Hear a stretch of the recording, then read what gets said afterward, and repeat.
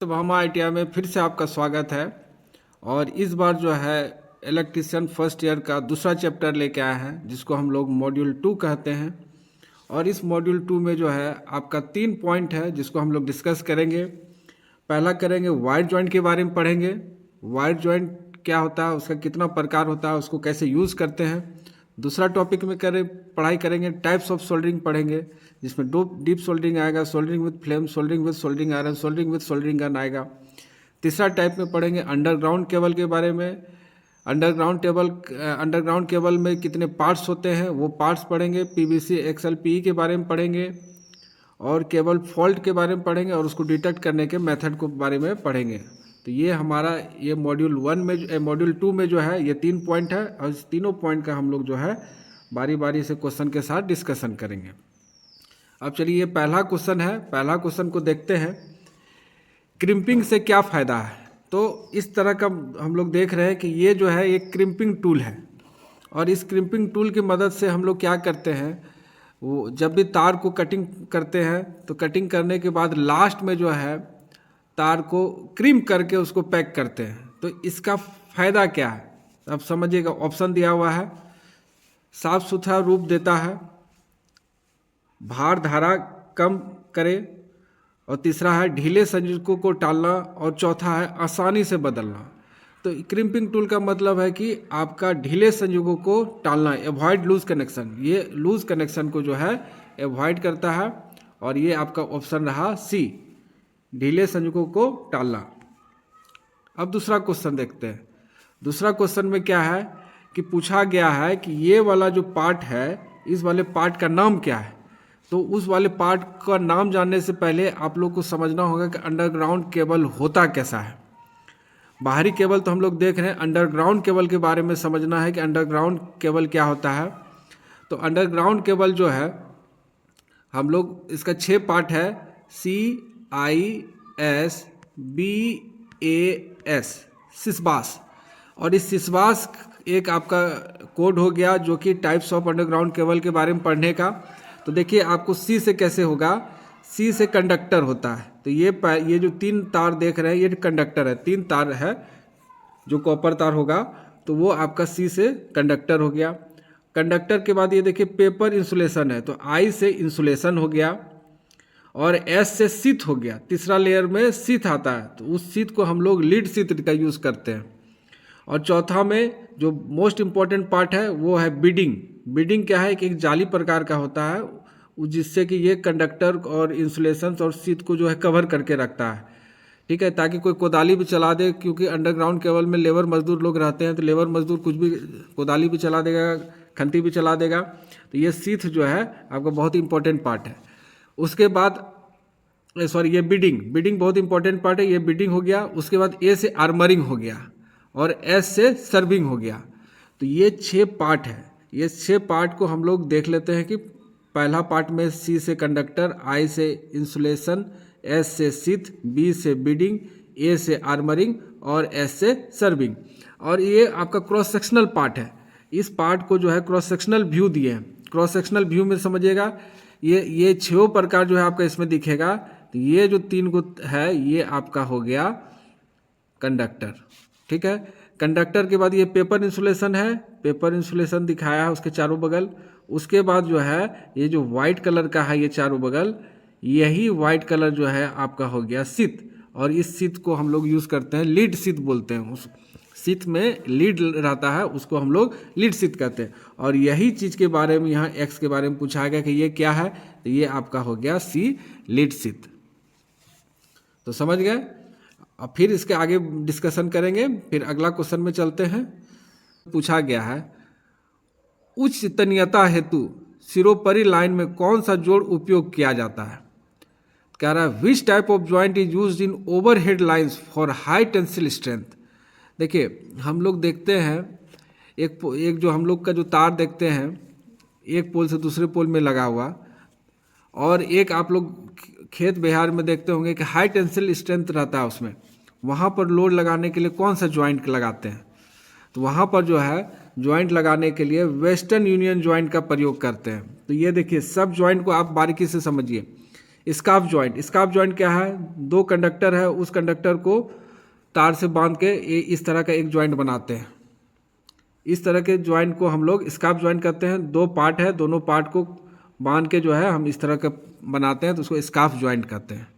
Britannia T joint, Britannia T joint क्या है, ऐसे करके और ऐसे जो हो गया वो टी जॉइंट हो गया। तो तार को हम लोग ऐसा बांधते हैं कि दोनों पार्ट जो है नीचे की तरफ आ जाए, उसको ब्रिटानिया टी जॉइंट बोलते हैं।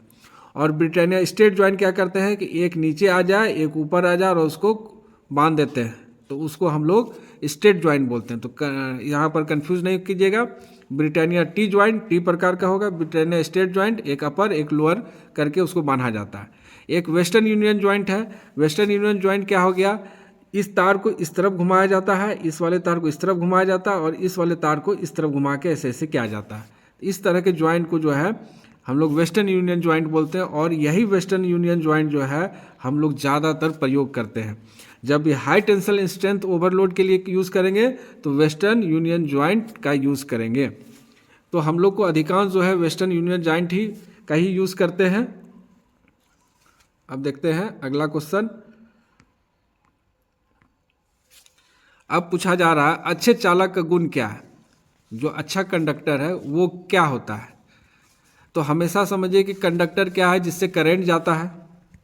तो हम लोग जानते हैं कंडक्टर हमेशा क्या होता है, जिससे करंट जाता है। यदि करंट को आई से डिनोट करेंगे, I equal to V upon R, तो क्या हो गया, आई जो है इन्वर्सली प्रोपोर्शनल है आर का, करंट बढ़ेगा रेजिस्टेंस घटेगा। इसका मतलब एक रिलेशन यहाँ पर है कि अच्छे चालक का गुण क्या है। आई जो है एक कंडक्टर में करंट बहता है, तो अच्छा कंडक्टर किसको कहता है, जिसका लो रेजिस्टेंस हो, जिसका लो रेजिस्टेंस हो उसको अच्छा कंडक्टर कहते हैं। तो यहाँ पर क्या है ऑप्शन में, जिसका लो स्पेसिफिक रेजिस्टेंस होगा उसको एक अच्छा कंडक्टर बोलेंगे। तो आपका है अच्छे चालक का गुण क्या है, जिसका लो स्पेसिफिक रेजिस्टेंस है। और वो लो स्पेसिफिक रेजिस्टेंस किस फार्मूला से आया, ओम्स लॉ से आया। करंट का जो है इन्वर्सली प्रोपोर्शनल रेजिस्टेंस है, करंट बढ़ेगा तो रेजिस्टेंस घटेगा, तो इसलिए लो स्पेसिफिक रेजिस्टेंस रहेगा। ये आंसर हो गया ए। अब देखिए फिर से जो है आपसे पूछा गया है इस डायग्राम में कि ये वाला पार्ट क्या है। तो अब देखिए हम पहले ही बता दिए थे, CIS BAS सिस पास, C से कंडक्टर, I से इंसुलेशन, S से शीथ, B से बीडिंग, A से आर्मरिंग, S से सर्विंग। अब देखिए इस वाले पार्ट को बोला गया है कि क्या है, तो इस वाले पार्ट को हम लोग बीडिंग कहते हैं। तो आंसर होगा A बीडिंग। अब चलिए दूसरा क्वेश्चन पे चलते हैं। सोल्डरिंग आयरन को उपयोग ना करने के समय स्टैंड में क्यों रखना चाहिए। तो हम लोग सोल्डरिंग आयरन करते हैं तो उसके बाद उसको स्टैंड में रख देते हैं। क्यों रखते हैं, अब ये चार ऑप्शन के बारे में देखेंगे। यह जलने एवं अग्नि को रोकता है, अति उष्मा को नियंत्रित करने हेतु, तीसरा सोल्डरिंग प्रक्रिया का समय बचाने हेतु, और चौथा संचालक को विद्युत झटके से बचाने हेतु। तो यहाँ पर क्या है, ये जो हम लोग को करता है तो ये जलने एवं अग्नि को रोकता है। It prevents Burns and fire, जो आपका ऑप्शन होगा ए। इसलिए सही आंसर हो गया ए। देखिए अब क्या है कि हम लोग जानते हैं रेजिस्टेंस, हम लोग सिंपल से हम लोग को पूछा जाएगा कि प्रतिरोध का इकाई बताइए, तो हम लोग सीधा बोल देंगे ओम, ठीक है।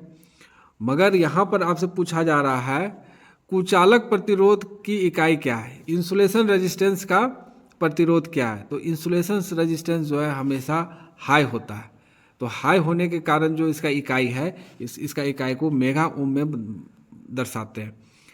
यदि सिंपल रेजिस्टेंस रहेगा तो ओम होगा, इंसुलेशन रेजिस्टेंस के बारे में पूछा जाएगा तो मेगा ओम होगा। तो ध्यान में रखिएगा, सिंपल रेजिस्टेंस ओम, इंसुलेशन रेजिस्टेंस का इकाई मेगा ओम। अब चलते हैं फिर अगला क्वेश्चन।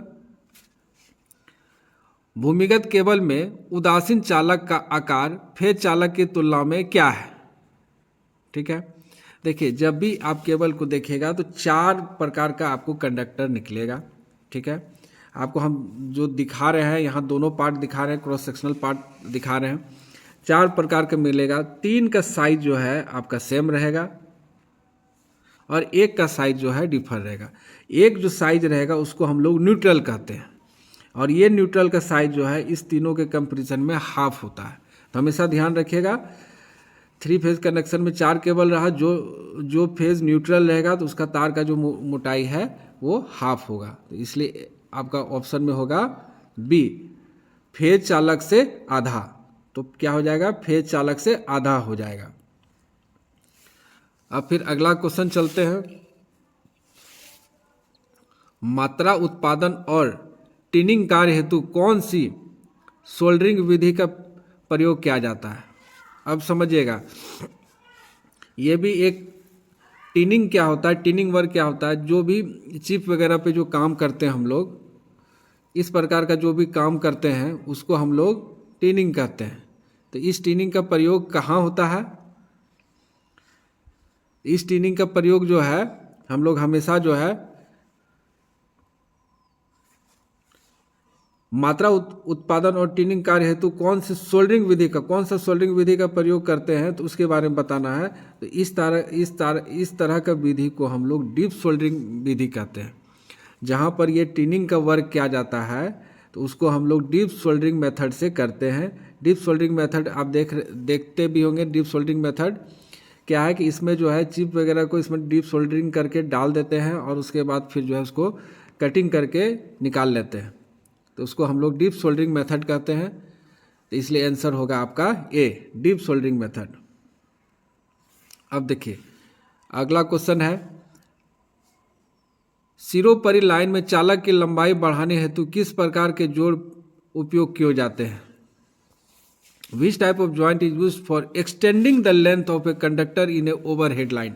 हम पहले ही बताए थे, जब भी हम लोग overhead line high tensile volt के बारे में बात करेंगे तो उसमें हमेशा जो है अधिकांश जो है वेस्टर्न यूनियन जॉइंट का ही प्रयोग है। जब भी हाई टेंसिल स्ट्रेंथ होगा तो हम लोग वेस्टर्न जॉइंट का ही प्रयोग करेंगे। वेस्टर्न यूनियन जॉइंट हम पहले भी समझा चुके हैं कि वेस्टर्न यूनियन जॉइंट के कैसा होता है कि ये तार है, इस तार को इधर से लपेटे,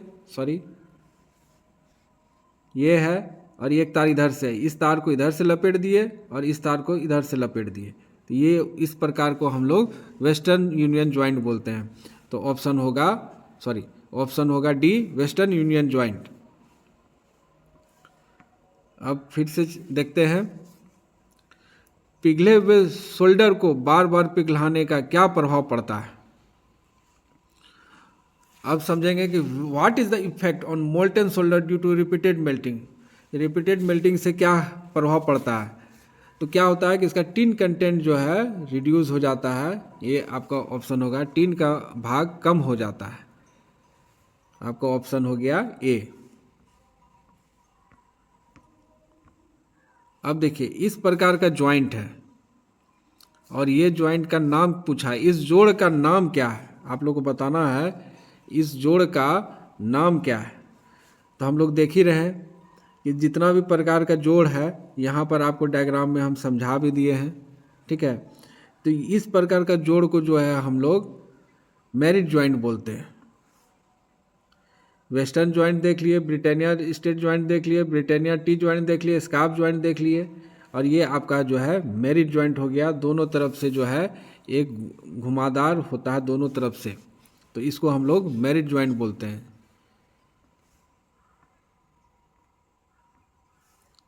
अगला क्वेश्चन में देखेंगे।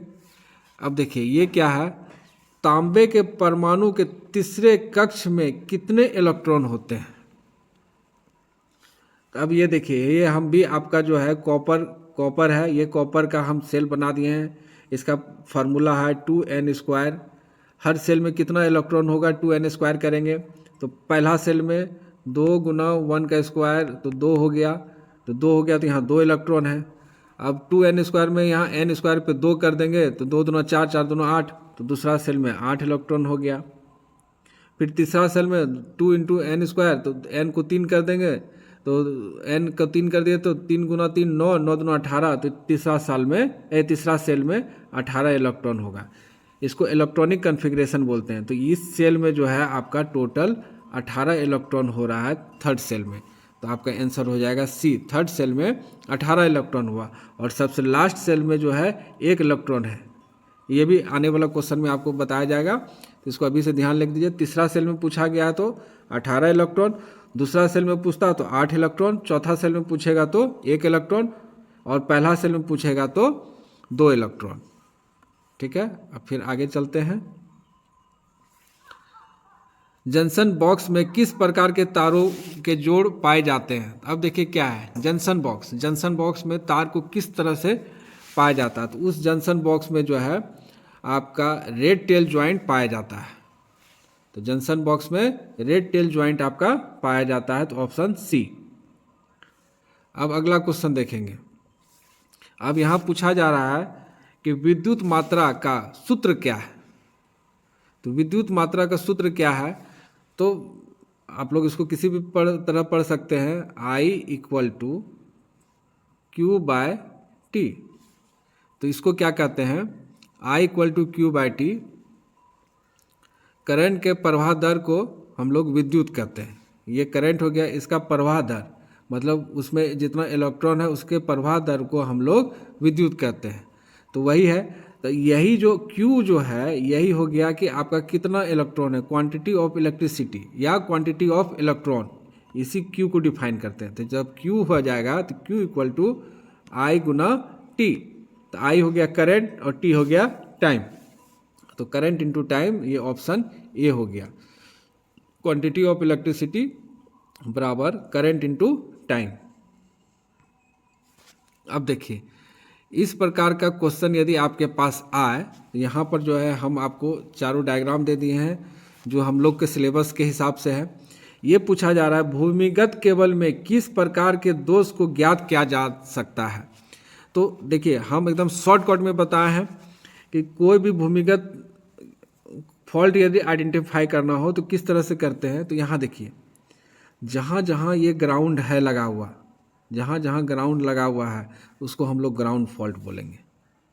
ठीक है, और जहाँ जहाँ ये ग्राउंड फॉल्ट नहीं है, मूरे लूप, भरले लूप टेस्ट, ये दोनों को जो है हम लोग शॉर्ट सर्किट फॉल्ट बताएंगे। तो ये दोनों टेस्ट जो है शॉर्ट सर्किट फॉल्ट होता है, तो इसलिए ये डायग्राम सही है, तो इसको हम लोग शॉर्ट सर्किट फॉल्ट बोलेंगे। ठीक है, और इसका डिस्कशन तो फिर आगे है कि अंडरग्राउंड फॉल्ट को कैसे पकड़ते हैं। ठीक है, मगर इसको अभी पहचानने का एक तरीका है, जो भी ग्राउंडेड रहेगा तो उसको ग्राउंड फॉल्ट बोलेंगे, जो शॉर्ट किया हुआ है तो उसको शॉर्ट फॉल्ट बोलेंगे। तो आपका ऑप्शन होगा शॉर्ट सर्किट फॉल्ट। अब देखिए यहाँ फिर से पूछा गया है अंडरग्राउंड केबल में मेटालिक शीट के ऊपर कौन सा प्रदान किया जाता है? तो अब देखिए हम लोग बार बार कह रहे हैं कि जो अंडरग्राउंड केबल है, ठीक है, मेटालिक शीट जो है जिसको लीड शीट कहते हैं, इसके ऊपर क्या है? इसके ऊपर बीडिंग है। तो आपको आंसर होगा बी, मेटालिक शीट के ऊपर बीडिंग है। यहाँ देख सकते हैं सिसबास फार्मूला से भी आप लोग को बार बार हम रिपीट कर रहे हैं। तो आपका जो है मेटालिक शीट के ऊपर बीडिंग आएगा, तो आपका आंसर हो गया बी।